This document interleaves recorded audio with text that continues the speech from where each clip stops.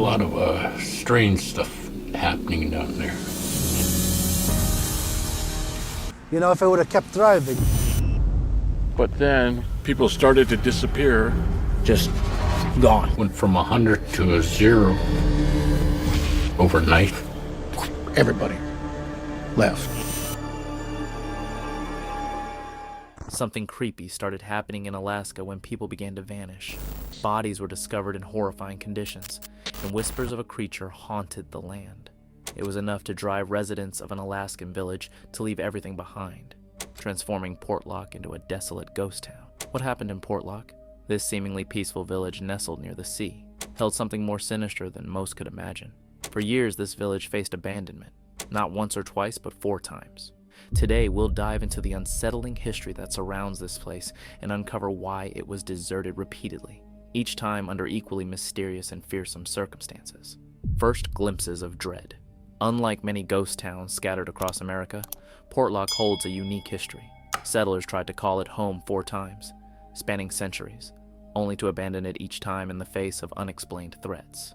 The earliest documented explorer to set foot in Portlock was a British captain named Nathaniel Portlock, who arrived in 1785. This encounter gave the land its name, but also marked the beginning of its cursed history. It's terrorizing people, killing their pets, being destructive. That's the kind of specimen that I'd like to take. If I'm out in the woods one night or one day and I see a Bigfoot, I'm not going to shoot. That's going to have to happen in order for mainstream science to ever acknowledge. When Portlock's crew first arrived, they were shocked to find remnants of an old native village. The signs were clear. People had lived here, and yet, for some reason, they had all left. This discovery puzzled Portlock's crew. The land was rich with game and fish, a perfect spot for a community to thrive. Why then had the previous settlers abandoned such an ideal place? Despite the mystery, Portlock and his men decided to establish a settlement. But soon, members of the crew began falling ill. It wasn't a typical sickness.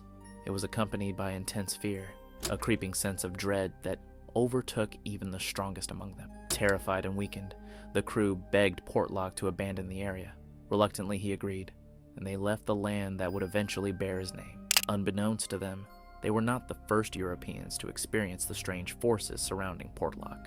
Just 6 years before Portlock's arrival, a group of Spanish explorers had attempted to settle in the same area. They too found it odd that such a bountiful land had been deserted by its original inhabitants.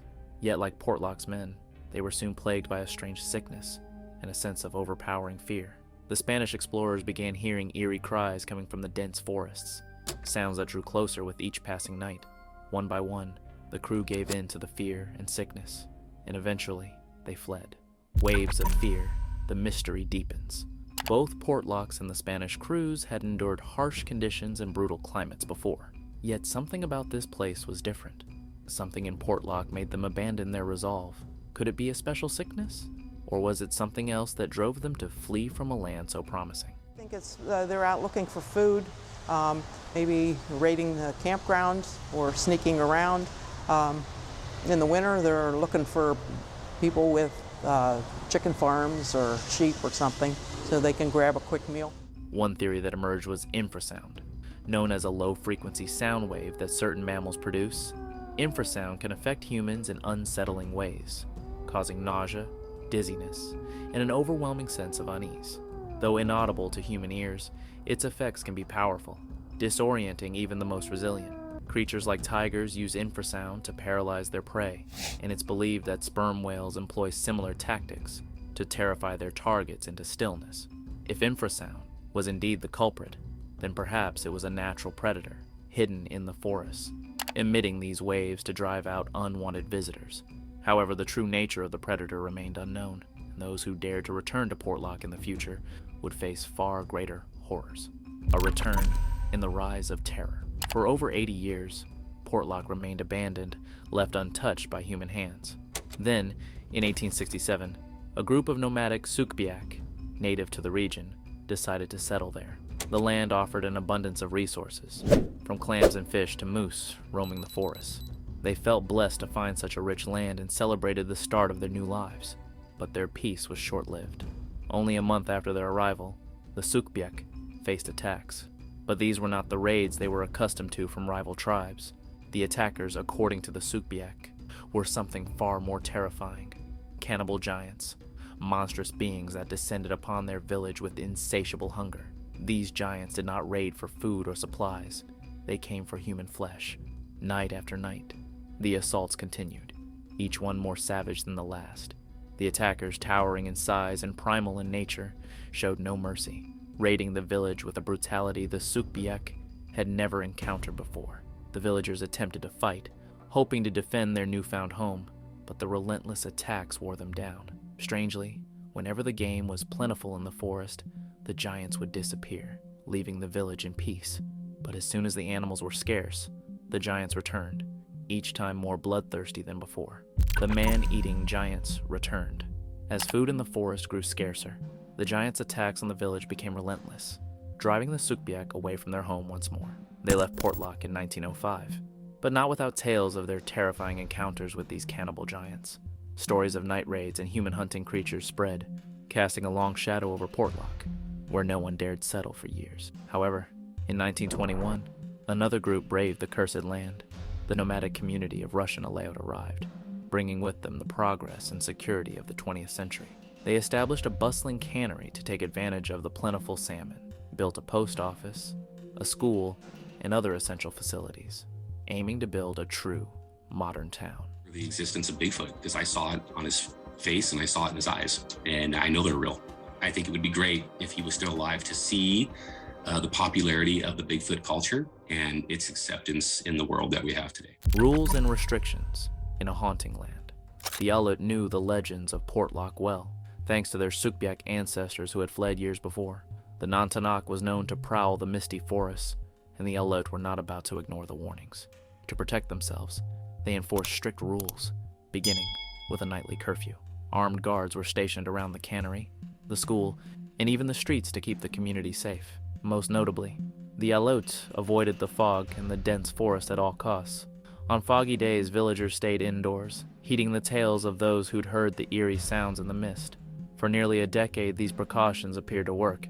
Though the residents sometimes heard the Nanak moving through the fog, its presence was kept at bay. Portlock thrived in peace until one fateful event shook the town to its core, revealing just how real the danger was. A deadly mistake. As Portlock grew, so did the residents' sense of safety, and by 1930, they had become more lax about the once strict rules. Then, in 1931, a logger named Andrew Clock ventured into the forest, breaking the unspoken rule to stay near the edges. When he failed to return, his friends organized a search party, hoping to find him alive. You know, no matter how much proof you hand to the scientific community, they're not going to believe it until, you know, like I said, you know, they can do an autopsy on one. Or necropsy, I guess, if it's an animal. What they found instead horrified them. Clock's body lay in a mangled state, his head crushed by his own sled, a sled so heavy that no human could have moved it alone. His loyal dogs, which had been dragging the sled, were discovered torn to shreds nearby, and the sled itself was flung far from the scene. The men who found Clock's remains were speechless, unable to understand the violent display before them. What sort of creature could have done this? Face to face with the beast, Clock's death left the town on edge. Soon after, another resident, Tom Larson, ventured out to chop wood for fish traps. As he worked by the shore, he saw something that made his blood run cold. A massive, hairy creature standing upright on the beach. It was too large and animalistic to be human, yet it stared at him with a disturbing intelligence. Larson, feeling an unnatural compulsion, raced home to grab his rifle. Returning to the beach, he aimed at the creature, finger on the trigger, but as he locked eyes with it, he found himself paralyzed, unable to pull the trigger. The creature stared him down, and Larson could only watch as it slowly retreated into the forest. Though Larson didn't fire, his encounter left the town without a doubt. The non-Tannic was real, and it was becoming bolder. No longer content with stalking the forest, the creature was now targeting humans outright. A lot more groups involved in, wanting to go out and prove that this thing exists. Is it going to be proven, or is it not going to be proven? Well, curiosity drives human nature, and if you're always looking for something, you're going to find. Clock's death seemed to have stirred something primal in the creature, something vengeful, Soon after, more residents of Portlock began to vanish without a trace. A vengeful spirit stalks Portlock. With Clock's death and Larson's sighting, fear settled over Portlock. People whispered that the non-Nanak had a vengeful spirit, like a tiger that remembers a poacher, or an elephant that retaliates against those who threaten its herd. The non-Nanak seemed to hold a grudge. Some villagers recalled tales of a tiger that once haunted a hunter, destroying his traps and scaring away his prey in retribution. The non-Nanak, they reasoned, was not so different. A creature of wrath, willing to bide its time until it could strike back. At first, a few gold prospectors vanished, but the townspeople assumed they were on extended trips. Then a group of hunters disappeared, yet again dismissed as a possible long expedition.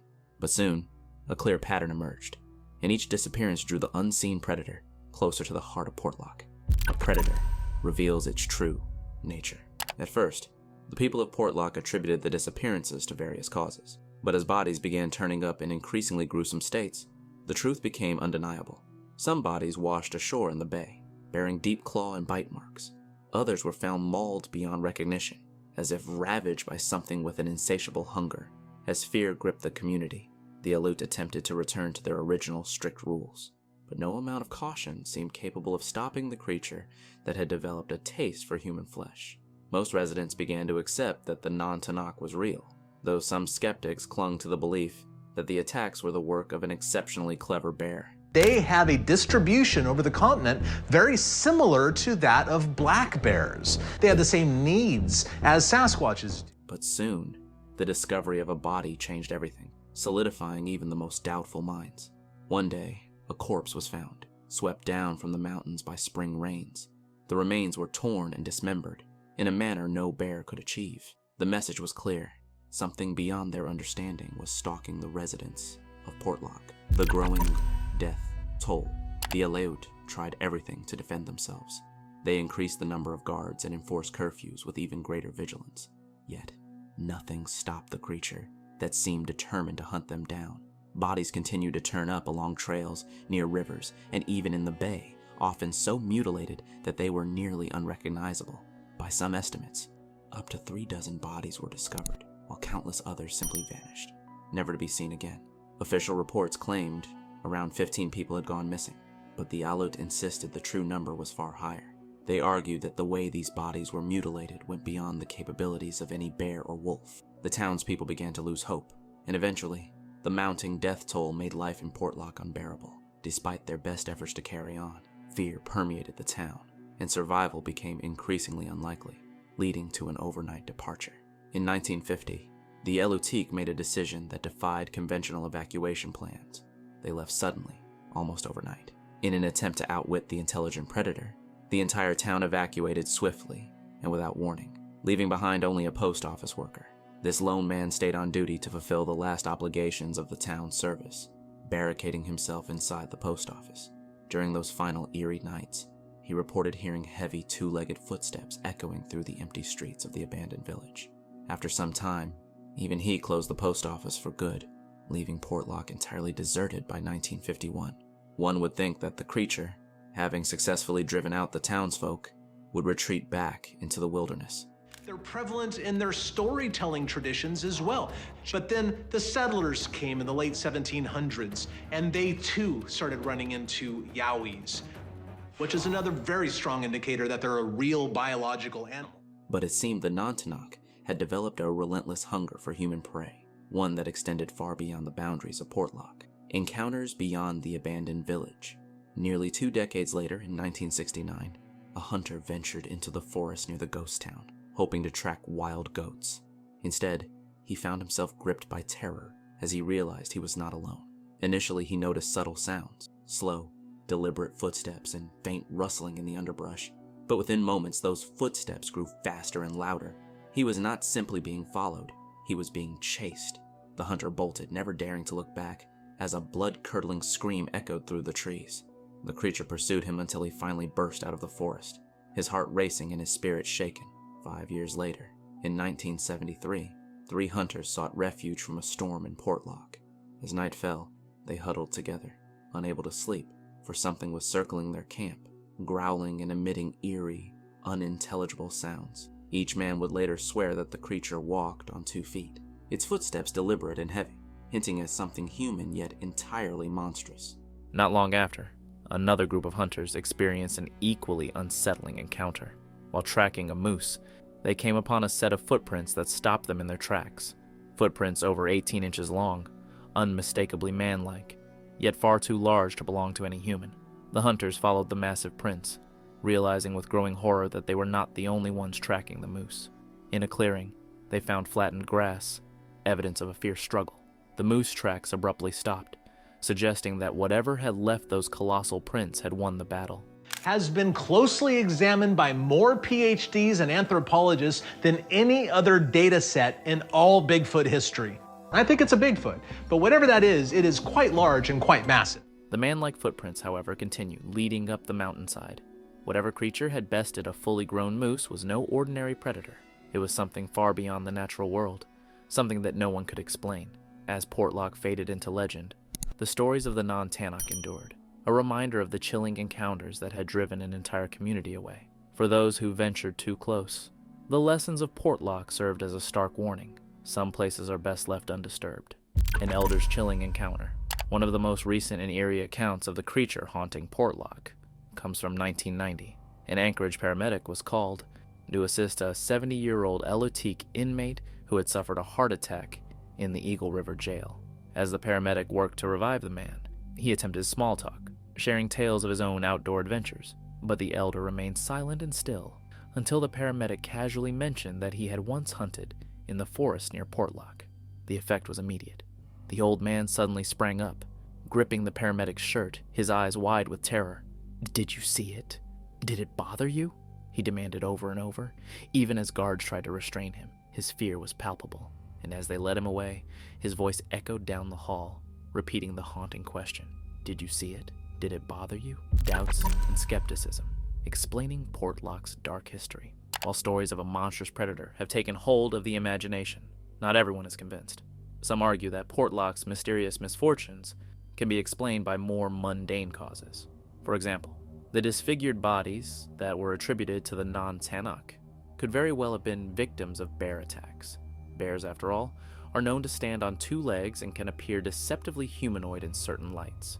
Black bear can be large and black, and it can walk on its two hind legs, but this animal seems to be a fully functional quadruped walking routinely on its hind legs, and bears only walk short distances on their hind legs. This also seems to have a much flatter face than a bear, which has a much more pointed snout. So I don't think that is a bear. Though the locals insisted that no bear could inflict the kind of damage seen, skeptics argue that an especially aggressive bear might have been responsible. Then there was the case of Andrew Clark, the logger found with his head caved in. While the locals believed his death was an attack by the non-Nanak, skeptics suggest that it might have been a tragic accident. Clark could have struck his head against a tree branch, or he may have suffered a seizure, which can cause disoriented movement. In fact, there have been public cases like that of Saudi soccer player Abdul Rahman al-Shawabi, who, after being hit in the neck during a game, got up and wandered aimlessly due to a seizure. While Clark's situation was grim, skeptics suggest his dogs, found torn apart nearby, might have been victims of a bear attack. Yet the coincidence of events, the seizure, the attack, and Clark's severe injuries, seems to demand an extraordinary alignment of circumstances. The vanished and the legends.